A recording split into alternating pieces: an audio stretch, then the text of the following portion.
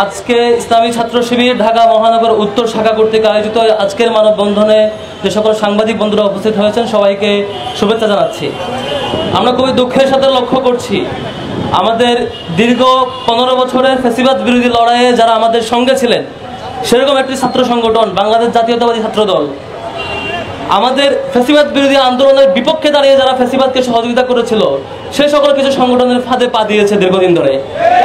আমরা লক্ষ্য করছি যে সংগঠনগুলো সর্বশেষ 14 দলীয় জোটের যে প্রোগ্রাম ছিল আগস্ট মাসে সেই প্রোগ্রামেও যারা সমর্থন জুগিয়েছিল তাদের ছাত্র সংগঠনের পক্ষে তারা আজকে এখন সাফাই গাইছেন এবং সর্বশেষ আমরা কয়েকটা ঘটনায় দেখেছি যেখানে ছাত্র শিবিরের কেউ জড়িত ছিল না, আমরা ছাত্র শিবিরের পক্ষ থেকে বিচার এবং গ্রেফতার দাবি করা সত্ত্বেও এরপরও বিভিন্ন ব্যানারে ছাত্র শিবিরের নাম সরাসরি যুক্ত করে শিবিরের নামে মিথ্যাচার করেছে এবং শুধুমাত্র তাদের বট আইডি দিয়ে এই প্রচার করে নাই, বরং তাদের যে ভেরিফাইড পেজ ফেসবুক পেজ এবং অ্যাকাউন্ট তাদের বিবৃতি বক্তৃতা ব্যানারে শিবির তোমার মৃত্যু হবে, বাঁশের লাঠি মশাল হবে এই ধরনের স্লোগান দিয়ে সন্ত্রাসী স্লোগান দিয়ে শিবিরকে আবারও সেই শাহবাগ মঞ্চায়ন করে শিবিরকে আবারও হত্যাযোগ্য করার একটা ষড়যন্ত্র করা হচ্ছে।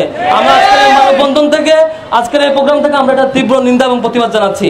একই সাথে আমরা 5 আগস্টের পরে মনে করেছিলাম গত 15 বছর যারা ভিকটিম হয়েছিল ছাত্র শিবির সহ অন্যান্য সকল সংগঠন অন্তত এবার বুঝবে আমরা যেমন ভাবে ভিকটিম হয়েছিলাম অন্তত এমন আচরণ আমরা করব না, এটুকু অন্তত আমরা বিশ্বাস করতে চেয়েছিলাম।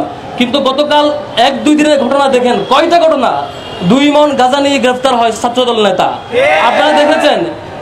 শুধু এটুকুতেই না, একজন নারীকে হুমকি দেওয়া হয়, তাকে নাকি তার সর্বোচ্চটুকু তার দেখাবে, আবার 2 জন নারী শিক্ষার্থীকে হল থেকে বের করে দেওয়ার হুমকি দেওয়া হয়। সবগুলো একদিনের ঘটনা। বৈষম্যবিরোধী ছাত্র আন্দোলনের একজন আন্দোলন করেছে এমন একজন নারীকে তাকে হেনস্থা করেছে। শুধু এইটুকু নয়, আমরা শুধুমাত্র দেখেছি ইন্টারনেট ক্ল্যাশে পর্যন্ত অসংখ্য নারীকে তারা হুমকি এবং বাজেভাবে অ্যাপ্রোচ করেছে। আমরা এরকম এই বাংলাদেশে কোনো ছাত্র সংগঠনের কাছ থেকে এরকম রেসপন্স আশা করি না।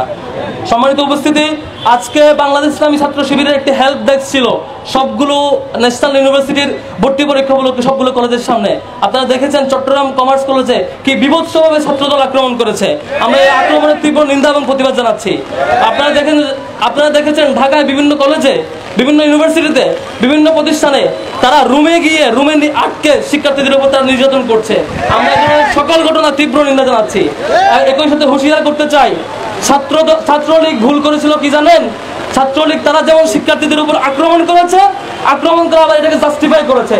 ঠিক আমরা ছাত্র দলের মধ্যে সেম আচরণ লক্ষ্য করছি।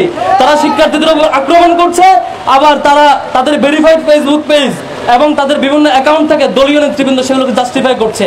কালকে দেখেছি এক ছাত্রদল নেত্রী তারা বলছে এই 3টা ঘটনা নাকি টুঙ্কু ঘটনা, তুচ্ছ ঘটনা নিয়ে নাকি আমরা মাথামাতি করছি। একদিনে 3টা নারী নির্যাতনের ঘটনাকে তারা মনে করছে তুচ্ছ ঘটনা। তাদের কাছে আমরা কি আশা করব? সম্মানিত উপস্থিতি, আজকের এই মানববন্ধন থেকে আমরা আবার হুঁশিয়ার করতে চাই। আমরা সেই 15 জুলাই ছাত্রলীগকে হুঁশিয়ার করেছিলাম, যদি ছাত্রলীগ ঠিক না হয়, এ ধরনের আক্রমণ অব্যাহত রাখে, তাদেরকে বাংলাদেশ ছাড়া করা হবে। ঠিক তাই হয়েছে। ছাত্র দলও যদি তারা আবার ভালো পথে ফিরে না আসতে পারে, আবারও যদি এই টেন্ডারবাজি, সন্ত্রাসবাদী এবং চাঁদাবাজির রাজনীতিতে ফিরে যায়, ছাত্রদলকে হুঁশিয়ার করতে চায় এই 5 আগস্ট পরবর্তী ছাত্র জনতার যে ফিলিংস, যে অনুভূতি, ছাত্র জনতার যে বিপ্লবী অনুভূতি এবং ন্যায়ের পক্ষে অন্যায়ের বিপক্ষে যে অনুভূতি, সেটাকে ধারণ করতে শিখুন, সেটাকে ভয় পেতে শিখুন। ভয় না পেলে আপনাদের ক্যাম্পাসের রাজনীতি তো দূরের কথা, বাংলাদেশেও আপনারা টিকা কঠিন হয়ে যাবে আগামী রাজনীতিতে। সুতরাং ছাত্র দলের প্রতি আমাদের একটা সিম্প্যাথি আছে। কেন জানেন? গত 15-16 বছরের যে দীর্ঘ আন্দোলন, সেই আন্দোলন ছাত্রদল আমাদের সহযোদ্ধা ছিল।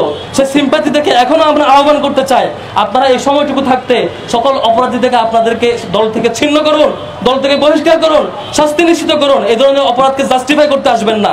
আপনাদের দলকে টপ টু বটম পুরোটা আপনারা ধারণ করতে শিখুন সত্যের পথটা। অন্তত আপনাদের সভাপতি যে শিবিরের উপর দায় দিয়ে দাও যে নির্দেশনা দিয়েছে, সেটা অন্তত আপনারা ফলো করবেন না।